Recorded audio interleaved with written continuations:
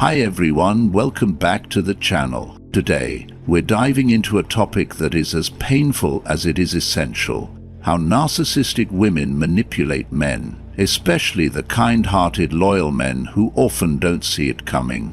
If you've ever found yourself confused in a relationship, walking on eggshells, second-guessing your worth, or feeling like you're the one always apologizing, this video is for you.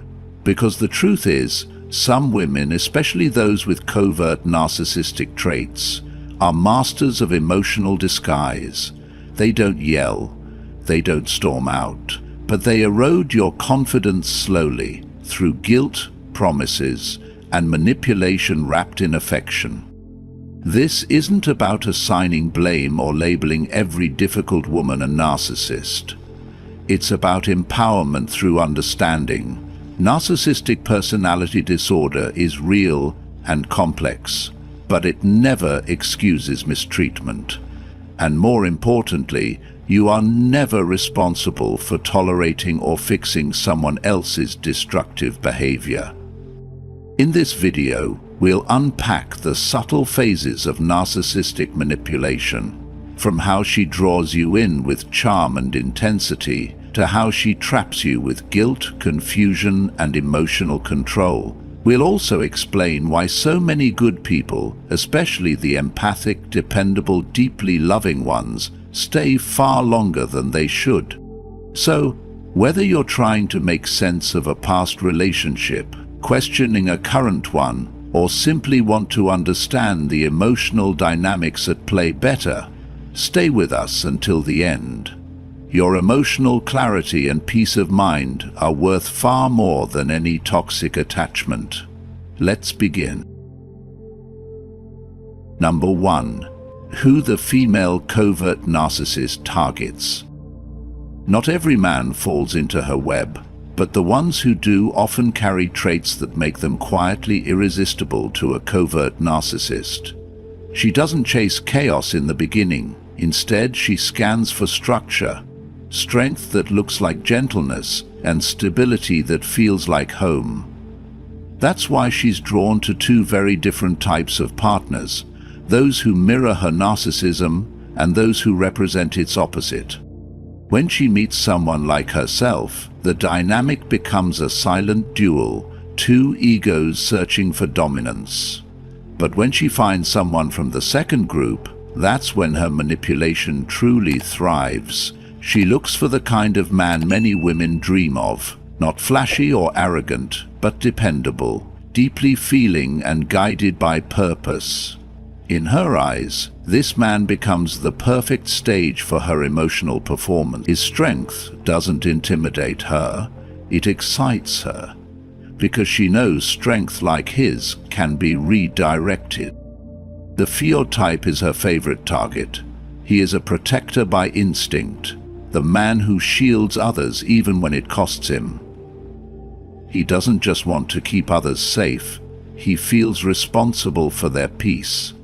As a helper, he doesn't view giving as a sacrifice. He gives because it aligns with who he is, and because helping fulfills him on a deeper level. His integrity is unwavering. He says what he means and means what he says. Promises are not empty gestures to him, they're sacred. And above all, he is loving, not in fleeting bursts, but with consistency, affection, and the emotional safety many only dream of. To most, this man is a pillar. To her, he's an opportunity. Because these qualities, while admirable, are precisely what a covert narcissist needs to maintain her facade. She feeds off devotion and seeks validation wrapped in concern. And the Phil man offers both in abundance, not because he's naive, but because he believes in people. He sees potential in everyone. And when she begins to show cracks, when her insecurities surface, or her stories seem just a little too perfect, he doesn't walk away. He leans in, he asks questions, he tries to understand. And that's when she knows she's found someone she can mold. What makes this dynamic dangerous isn't the man's weakness, but the misdirection of his strength. His empathy, loyalty, and ability to love without needing control are not flaws, but in the wrong hands they become vulnerabilities. She will test his boundaries not by breaking them outright, but by slowly asking for more than she gives. More understanding, more time, more patience. And he will give it, not because he's blind, but because he thinks love is supposed to be patient. But there's a cost to loving someone who sees your care as a tool, not a treasure. Over time, he may begin to question himself. He may feel exhausted by the emotional labor, confused by the contradictions of her words and actions. Still, he stays because he believes that consistency heals chaos. What he doesn't realize, at least not right away, is that she isn't healing, she's feeding. This is not to say that the fill type is doomed. Recognizing this pattern is the first step to breaking free of it. Strength misused can become weakness, but strength reclaimed becomes clarity. And once he sees that not everyone who needs love deserves it, he draws lines. He learns that empathy without discernment becomes self-sacrifice, that integrity without boundaries becomes erosion, and that love offered to the wrong person is not romantic, it's dangerous. Understanding who she targets isn't about fear, it's about awareness. Because the moment a man sees that his most outstanding qualities are not flaws, but simply in need of protection, he stops being a target and starts becoming someone she can no longer control. Number 2, the luring and idealization phase. She doesn't walk into your life quietly. She arrives like a revelation, vivid, magnetic, and impossible to ignore. Her presence answers a silent question you didn't know you were asking. She seems to read you with unspoken ease, laugh at your jokes without delay, and lean in just enough to make you feel like the center of her world. In the beginning, it feels effortless, too good to doubt, too complete to question. From the first few conversations, she's emotionally open in ways that feel disarming. She shares stories of pain and resilience, complicated pasts, and the strength she found within. Her vulnerability seems raw and rare. She paints herself as misunderstood by everyone else, until you're the exception. With you, she finally feels safe, seen, understood. It's intoxicating to be chosen in that way. To feel like the one man who gets her when the rest of the world has failed. Then comes the connection, fast and immersive. She mirrors your values, finishes sentences, and responds with sharp empathy that cuts through your defenses. The bond feels immediate and profound. You're not just falling for her. You're beginning to believe you were meant to meet. That somehow fate or timing or the universe itself brought her to you. And beneath that emotional closeness, there's something more primal.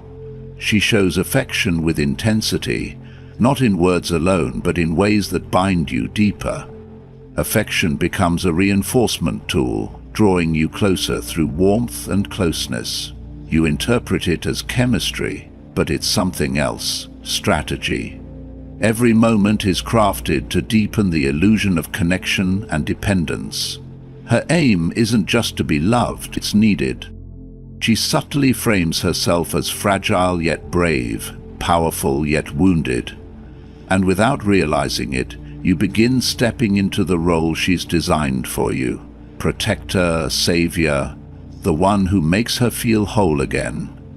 You feel needed in a way that flatters your ego and touches your heart. She leans on you not just for comfort, but for rescue. It feels noble, romantic, even heroic. But there's a hidden current beneath the surface. She isn't just bonding, she's learning. Every story you share, every insecurity you whisper, every fear you reveal in those late-night talks becomes part of her internal map. You think you're building trust. she's collecting ammunition. The more emotionally open you become, the more exposed you are. And later, when the image begins to crack and the warmth turns cold, you'll wonder how she knows exactly where to strike. Because she was listening, not to love, but to power. She was watching, not to connect, but to control. The perfect woman you thought you met wasn't a reflection of your desires. She was a projection of them, carefully mirrored back to you. This isn't about bitterness or fear, it's about clarity. The early phase of intensity is not always love. Sometimes it's performance. Authentic connection takes time. Illusions are built fast. When something feels too perfectly tailored to your needs, it may not be genuine, it may be calculated. Not every woman plays this role, but when she does, the cost isn't just heartbreak. It's the disorientation of realizing the bond you felt so deeply may have been manufactured. And that's when the most brutal truth emerges. It wasn't love, it was the strategy.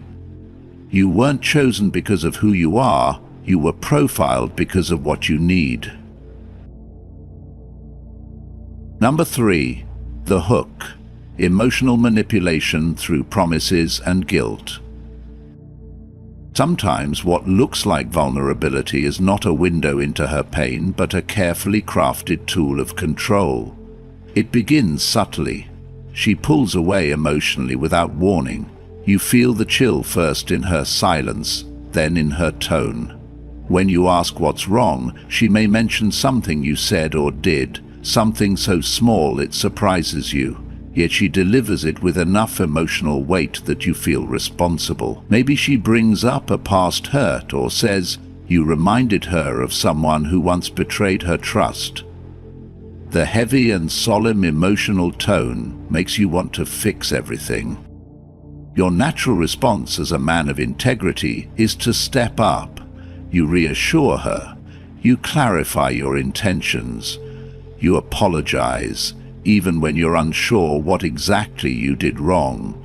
You promise you'll be better, more careful, more present.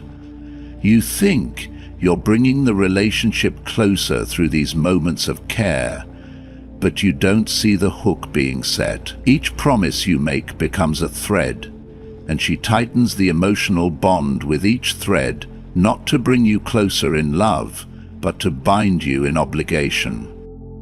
This tactic plays on your sense of honor. The more you care, the more likely you are to try harder. She knows this, so she continues creating situations that trigger your guilt. She doesn't yell or blame directly. Instead, she withdraws. She says things like, "I need space," or "I don't know if I can do this anymore." And with every withdrawal comes your instinct to chase, to prove that you're safe and sound and committed. You double down. You offer more emotional labor, more patience, and more reassurance. But what feels like repair is erosion. You're no longer responding from desire but from duty. And when love turns into a series of performances to avoid hurting her, you're no longer in a relationship based on mutual connection. You're locked in a dynamic of guilt and appeasement. She becomes the gatekeeper of peace, and you constantly try to earn it. What's dangerous is how invisible this trap can be. From the outside, it may seem like you're the strong and supportive partner, but inside you're navigating a minefield of her sensitivities, real or exaggerated. You walk more carefully, you speak more cautiously, you begin to doubt yourself, and she rarely has to say much. Her silence, disappointment, and vague sadness are enough to keep you working overtime to maintain the relationship. It's important to recognize this pattern for what it is, not genuine emotional openness, but manipulation cloaked in fragility. Real vulnerability invites closeness, mutual understanding, and shared growth. Emotional manipulation exploits empathy and turns love into unpaid emotional debts. If you feel like you're constantly explaining, always promising, the one easing her pain while your own goes unnoticed, it's time to pause. A relationship should never feel like a test. You're always on the edge of failing. The deeper your integrity, the more vulnerable you are to this emotional hook, and that's the hardest part. Because the very qualities that make you a good man, compassion, responsibility, and loyalty, are the ones being used to keep you stuck. To free yourself, you must recognize that love doesn't demand proof. Connection doesn't require you to fix her wounds at your own expense. And no matter how gentle the manipulation feels, guilt should never be the glue that holds two people together. Number 4. The game begins. The push-pull abuse cycle. It begins innocently enough. She makes you feel seen in a way no one else has. There's warmth in her eyes, consistency in her attention, and a rhythm in her words that draws you closer. You start letting your guard down, trusting what seems to be mutual interest, but then, almost imperceptibly, the ground begins to shift. What once felt like certainty turns into confusion. Praise becomes criticism. Curiosity turns into control. One day she's affectionate, the next she's distant. You find yourself scanning her messages for meaning, questioning what you did wrong, replaying conversations like puzzles with no solution. This is the push-pull cycle. Once caught, logic begins to unravel. You start thinking, maybe it's your fault. Perhaps you misunderstood her tone. Maybe she's just stressed. You want to return to how things used to be when her attention felt like a spotlight.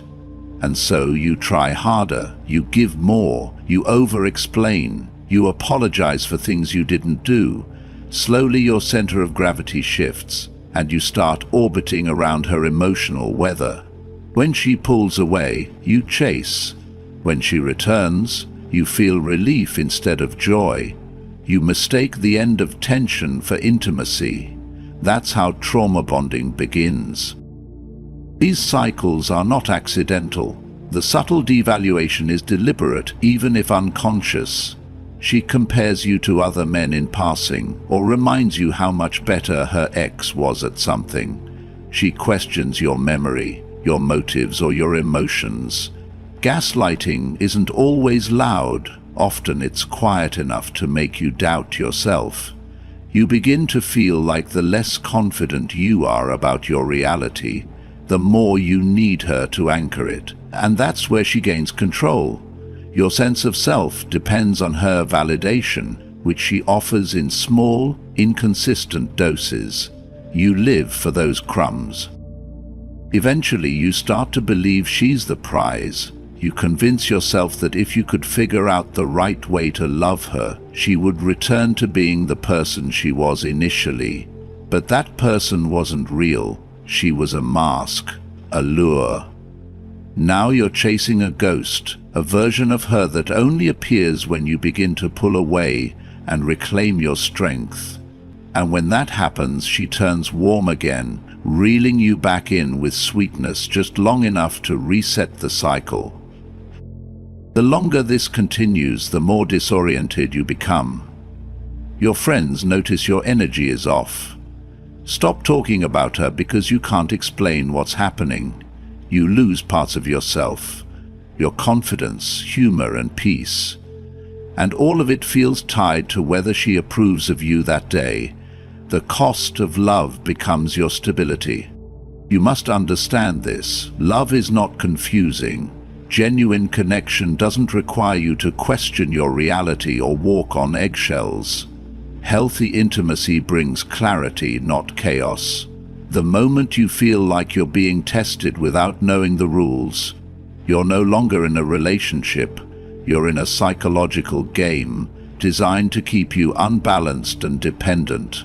Freedom begins when you stop playing, when you name what's happening and choose your dignity over the illusion of love. The only way to break the cycle is to reclaim your sense of worth without needing her to confirm it. Real love doesn't feel like survival. It feels like peace. Number 5, isolation, control, and ownership. What begins as intense love and desire to be close can gradually shift into something far more suffocating. It often starts quietly. Perhaps she questions why you spend so much time with your friends or grows uncomfortable when you talk to your family. At first, it may seem like genuine affection or vulnerability, but soon those moments turn into patterns. She no longer wants to be part of your world. She wants to replace it. You begin to notice the shift. The people you used to talk to regularly fade into the background. She criticizes your closest confidants, finds flaws in your family, and subtly suggests they don't have your best interests at heart. She reframes your support system as a threat, not to you, but to her influence. And slowly you adjust to avoid conflict. You stop reaching out to old friends. You cancel plans. You tell yourself you're just choosing peace. But that peace comes at the cost of your freedom. This type of woman often cloaks control in emotional vulnerability. She becomes the center of gravity in your life. Her emotions begin to dictate your actions. She grows distant or angry if you're not paying attention to her. If you look too happy with others, she accuses you of betrayal. Emotional blackmail becomes part of the rhythm. You're rewarded when she's happy, punished with silence or guilt when she's not. It becomes your job to stabilize her mood, to walk lightly through each day, and to be careful not to trigger the next storm. And you've become the keeper of her emotional balance somewhere along the way without realizing it. Her happiness depends on you. Her sadness is your fault. Her anger is your responsibility. You're no longer just a man in a relationship. You're her emotional regulator, her problem solver, her therapist. And it's draining. You may tell yourself you're strong enough to handle it, that she's just been hurt before, or that she needs extra reassurance. But over time, the weight becomes unbearable. You feel trapped, not physically, but emotionally. Every decision feels like it requires approval. Every boundary you try to set gets pushed back. You stop being a man with autonomy and become a possession, expected to stay where she can reach you, where she feels safe and in control. Real love invites freedom. It allows space for both people to grow, to breathe, to maintain connections beyond the relationship. However, when one person uses love as a means of control, isolation is disguised as devotion, and jealousy masquerades as care. The relationship stops being safe. It becomes a cage where the bars are emotional obligations and guilt. If you constantly manage her reactions, walk on eggshells, and lose touch with the people who once grounded you, it's time to pause. Ask yourself if what you're in is love or control, because no matter how deeply someone says they care, if that care demands your silence, your isolation, and your emotional exhaustion, it is not care. It is possession. And no man should live as someone else's emotional hostage. Number 6. Why good people stay and why it's dangerous. You stay because you believe in love that endures, not the fleeting kind, but the kind that fights for something real. You're loyal, committed, and compassionate. You believe that with enough patience you can help her heal, that your love is strong enough to fix what's broken. But slowly, without realizing it, your most significant strengths, your empathy and sense of responsibility, become the tools to keep you stuck. She doesn't ask directly, but you feel it. She needs you, and that feeling makes you stay. Not because things are improving, but because you're convinced leaving would make you the villain. You tell yourself it's noble to stay, that real love means not walking away. But what you're doing is holding on to an illusion. You're not waiting for, you're staying for the version of yourself who doesn't quit. The truth is painful. She doesn't want healing, she wants control, and she uses your loyalty as leverage. Over time you feel drained, anxious, and unsure of yourself. Your friendships fade, your energy disappears, and your inner peace turns into constant tension. This isn't love, this is slow erosion. It takes courage to admit that what you're in isn't working. That staying isn't a strength. It's self-sacrifice. The love you thought could save her is costing you. And the moment you realize that, you begin to reclaim your power, because the person worth saving in this story has always been you. If you've ever found yourself entangled with a narcissistic woman, questioning how something that began with so much promise turned into a cycle of confusion, guilt, and emotional exhaustion, you're not alone. The truth is, narcissistic manipulation doesn't always come with loud demands or overt control. Sometimes it's quiet, calculated, and wrapped in what looks like love. Covert narcissistic women don't just seek partners. They seek emotional hosts, and the people they choose are often the strongest, most compassionate, and most loyal. If that sounds like you, understand this. Your empathy isn't a weakness, it's a strength, weaponized by someone who didn't deserve it. Walking away isn't about giving up, it's about protecting your peace, reclaiming your identity, and refusing to be anyone's emotional hostage. You are not responsible for fixing someone who continually breaks you. You are not obligated to stay in a relationship where love is used as leverage and your kindness is repaid with control. Whether you've already left, are trying to break free, or are just beginning to recognize the signs, know that healing is possible. Set boundaries, reconnect with your support system, and most importantly, forgive yourself for staying too long. You stayed because you cared. Now it's time to care for yourself. If you've gone through this kind of relationship or are navigating your way out, I invite you to share your thoughts and experiences in the comments below. Your story could help someone else feel less alone. And if you found this video helpful, don't forget to like, subscribe, and turn on notifications for more insights on relationships, emotional well-being, and reclaiming your power. See you in the next one.